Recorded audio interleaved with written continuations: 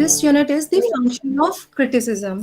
But before knowing the function, let us recap what is the origin and meaning of this word criticism. So that it has been talked about so much that we have to first know what is the origin and meaning of it. The term criticism originates from the Greek term kritikos, which was used in the 4th century BC. It means a judge of literature. So, anyone who is evaluating and analyzing the work of literature is the judge. And during that time, this term was particularly meant for the person. The term kritikos, it was meant for the person who was judging the literature. In the 2nd century AD, its place was taken by the term "kritikas", aimed at the interpretation of texts and words and improvement of the works of the writers in Greek or Latin. So it merely focused on Greek and Latin word. During that time, the major focus was on only these two literatures, and rest of the literatures was not yet evolved or was not yet flourishing. So the main focus was on these two ancient literatures. Dryden, in his preface to The State of Innocence, 1677 writes, criticism, as it was first instituted by Aristotle, was meant a standard of judging well. So you all know Dryden, who was a famous poet, literary critic, and playwright of the 17th century. In his work, The State of Innocence, he said that criticism is put at an esteemed position and standard, and it was Aristotle who first laid the stone of criticism. So Aristotle was the person who first propounded this theory of criticism in his works, and we will obviously discuss him later on. Today, the term literary criticism aims at the study of works of literature with stress on their evaluation. So, today we have to be more focused on analyzing and evaluating the text for authenticity. In fact, we could say that we have to read in between the lines to gain the true essence of what the writer is trying to say, because everyone has their own perspective of writing. And when a writer or a poet creates his work of art, he is maybe in any state which he is depicting his ideas or thoughts in that piece of work. Walter Peter aptly says criticism is the art of interpreting art, which means that we are taking the truth from its depth. We are analyzing the truth beyond the truth. We have to see the other side of the author, what he is trying to say. According to Carlyle's regard for criticism, criticism stands like an interpreter between the inspired and the uninspired, between the prophet and those who hear the melody of his words and catch the glimpse of their material meaning but understand not their deeper import. One educated and uneducated differ in their perception of knowledge, also when high thoughts are being imported or imparted to the masses by any legend, only the surface idea could be grasped. Unless, like an interpreter, someone clarifies it in layman language. So, in the same way, criticism highlights the main ideas of the great works to the masses in a simplified way. Or to say that we are learning a foreign language, but we will not able to understand it unless someone interprets that language in our own language, then we will clearly understand what that context means. Or when two ambassadors are talking, maybe they are not familiar with each other country's language, so there is an interpreter. In the same way, criticism stands like an interpreter between the work of art and the person who is reading it. Matthew Arnold defines criticism as a disinterested endeavor to learn and propagate the best that is known and thought in the world. Now, disintegrated term means, in his view, it is according to Arnold, it refers to being an impartial and just reader who tries hard to learn. It is in fact a spirit that he is trying to foster, the spirit of an awakened and informed intelligence flying upon. So, being impartial, we have to give judgment regarding the piece of literature that is put forth. Now, any of the criticism that is there, it is based on certain principles. We can't take criticism for granted that we can criticize it on any basis. There are set rules, like there are set principles for any theory, for any rule to be implemented. So on the same way, there are principles on which we can judge any piece of literature. The first is the principle of truth, then principle of symmetry, and then is the principle of idealization. Now, first is the principle of truth. Truth is the final test of merit in literature. For a work which does not correspond with the facts of life or with the universal and fundamental beliefs of mankind cannot be regarded as great, whatever the technical excellency may be. So, for a piece of work, it has to be authentic, and the criticism the person is doing, he should do it in a just way without being biased, and he should not tell lies. He should be true to his words, whether he is approving the work or not. But truth of literature differ from the truth of science or logic. It means that poetic truth, the truth of ideas, the generalized experience which forms the content of a work of art, must conform to the generalized experience of the human race. As Aristotle said, quote, poetry has a wider truth and a higher aim than history, for poetry deals with the universal, history with the particular, unquote.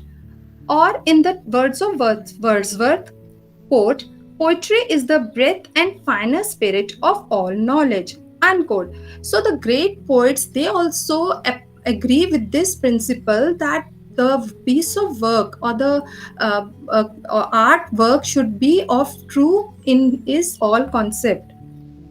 Morality, code of social laws. Morality deals with our social laws, and it follows that connection between the highest and best creative work and morality by no means an artificial connection.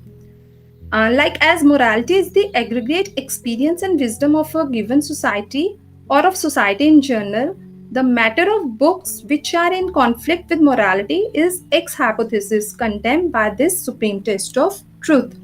So, any piece of literature has to be true in all forms, and the criticism done should also be true and unbiased. And it is up to the critic to see what he is giving to the audience, because whatever he will write will be reflected in the society. Like we say that, I'll give you an example that when Mulkraj Anand was writing Untouchable, there was no one to give the criticism on that. So, without any criticism from an eminent person, he could not sell his work in the public and will give the public his opinion. It was F.M. Foster who then wrote the preface to his book The Untouchable, and because of that preface, his work gained importance and it was applauded in the society. Then comes the principle of symmetry. In the olden architect, we see that there was symmetry in all the work we see, whether in monuments, in any sculpture. So that symmetry was maintained just to give a perfect look. In the same way, in criticism, there should be symmetry. This principle implies right selection and arrangement of material. The worth of an author is to be assessed by this principle. It implies that the author should select certain aspects of reality and not the reality. That means he should be selective in whatever he is writing, and then his material should also be arranged so that it through the selected aspects of reality in a systematic way, not that haphazardly he has written and then the critic who is criticizing his piece of work, he is in totally dilemma and he is lost at what could be done. And also he could not approve anything. The critic cannot approve anything that comes in his mind. He has to be selective in whatever step he is criticizing this piece of work the author has written. He should be selective in nature.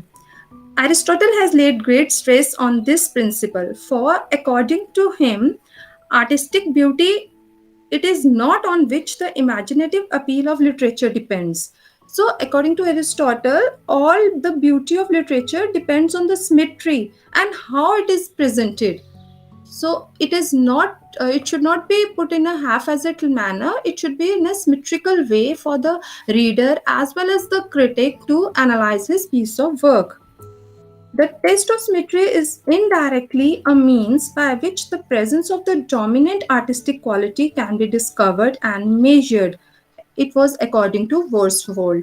Worsfold was another critic who said that whatever the dominant quality is there, it should be highlighted. Now, next is the principle of idealization. It implies not only that certain aspects of reality should be selected for the artistic treatment, but also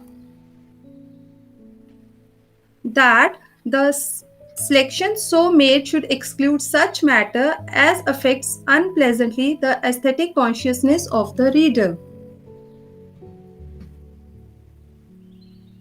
Is my slide visible? Hello? Yes, it is visible. It Uh, is visible, yeah, Monica. Just a minute, I think there's some network issue. but the text is not visible. Only idealization word is there. Sorry, I think there's some network issue. Just hold on.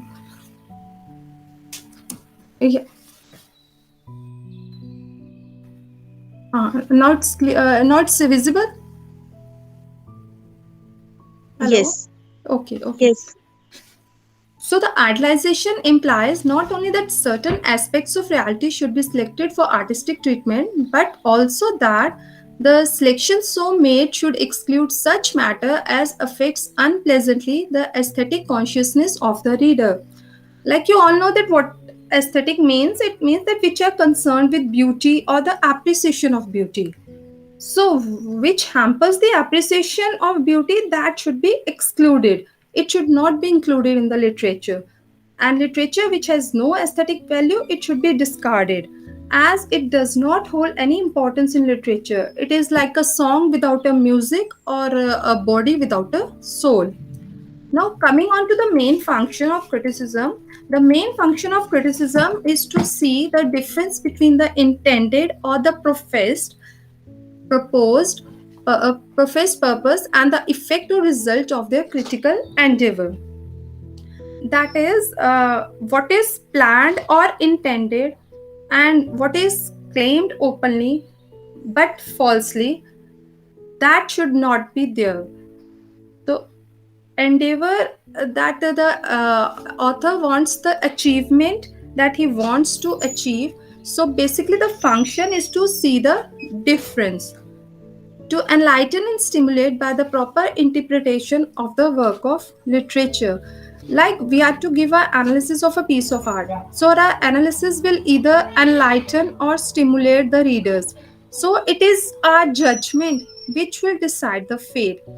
Like if I have to write a piece of work and according to me I have given a message in that work, and I'm very much sure that this message will change the thinking of the society, will lead the society towards a new turn. But when my work goes for proofreading and some critic or eminent person or a learned person disapproves it, saying that this work will hamper the growth of the society, will demoralize the society, is not suitable to society, then my work will be dumped and it will be of no use, whether it is of some importance or not according to me. So the criticism function is to enlighten and stimulate, and it should not be biased. So if I am in a favor that my work is of some moral support, is giving a lesson to the society, the critic should highlight that thing and should analyze and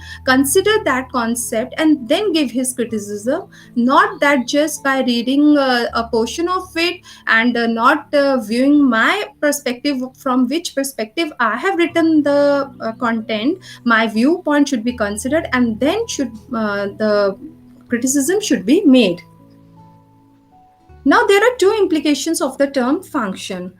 The anxiety of the poet or the critic that his her work is not significant or useful enough, hence his her tone is justificatory.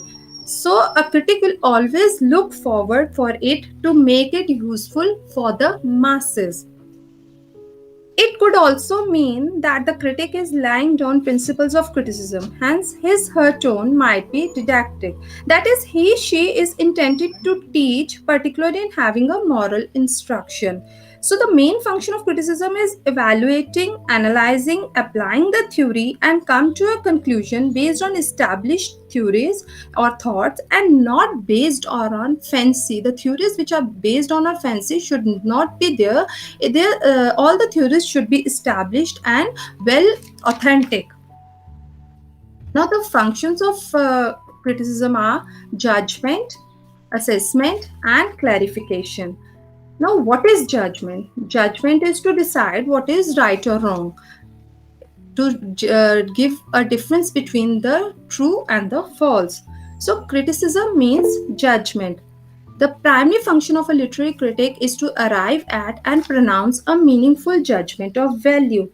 Like we can say the role of every judge, whether in a court or in a sport event, whatever there is a judgment going on, the result is to be given based on the evidences in case and or based on the results and the performance. And in case of literature, it is based on the text, and it is the one who evaluate whether the text is of public importance or it is demoralizing the society. The next is the assessment. When a critic attempts to judge the value of art or literature, he can be said to have assessed the work. T.G. Williams, English Literature, a Critical Survey. This is the name of the work. English Literature Critical Survey says the function of a literary critic is the evaluation of what has been written in terms of aesthetic principles appropriate to literature. It means that it is to see that the text has accordance with the content. It cannot be written in isolation, it cannot be vague. It should have some connectivity and a correlativity with the content and whatever the writer or the author has written. Now the last is the clarification. If judgment is to be real end of criticism, interpretation may be implied as a means to that end, which means that judgment leads to analysis and the interpretation process. Walter Pater says to feel the virtue of the poet or the painter, to disengage it, to set it forth, these are the three stages of critic's duty. Now, according to Walter Peter, to feel the virtue, the goodness, the moral of the moral standards of the poet, and to disengage it, that is to emotionally detach it, and to set it forth and to keep that onward journey going and keep it away. These are the three principles on which, or the three stages on which the critics does his work, and we have to be a part of it. That is, he says that we have to be deeply submerged and then come to the conclusions, not vague and based on some theories. It should be on some reliable theories and not on isolation. Now I have just give a simple example. The function of criticism that we have read, the judgment, the assessment, and the clarification, that now in coming future we all are going to take our exams, and when we will appear for exams, there will be a supervisor in the examination hall who will judge our performance during the entire period of the exam in the examination hall. And after that exam is over, the answer scripts are passed on to the concerned department to assess our work done, whether what we have done, what we have written. There will be an someone who will assess our work, and then he will evaluate us also. And after that process is over, the final result will be made and our clarifications done, and then our status will be known. And this will be the last stage of criticism will be done on our work, what we have written in the exam, and whether it is in accordance with the question asked, or whether it is away from just we are sailing away from it. So now I hope these three principles are clear to you. Now, to conclude, we can say that criticism is a criticism in the same way function to polish a writer to excel better in future. Like I give the example that the examiner will evaluate us so that we'll excel in future, we get good marks, and we'll all pass through it. So in the same way, criticism makes a judge to the exam author to shine, to polish, so that he will write more refined in the future. So we can say that criticism is a tool to refine a piece of art, to make it fruitful, something done as per the solid theories, solid techniques and methodologies.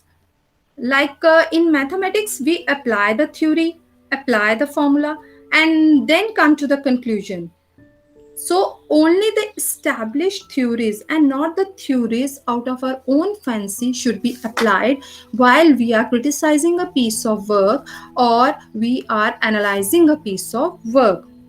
So that's all from my side. I have given the journal overview of function of criticism to make your onward journey easy as you go deep into the world of criticism.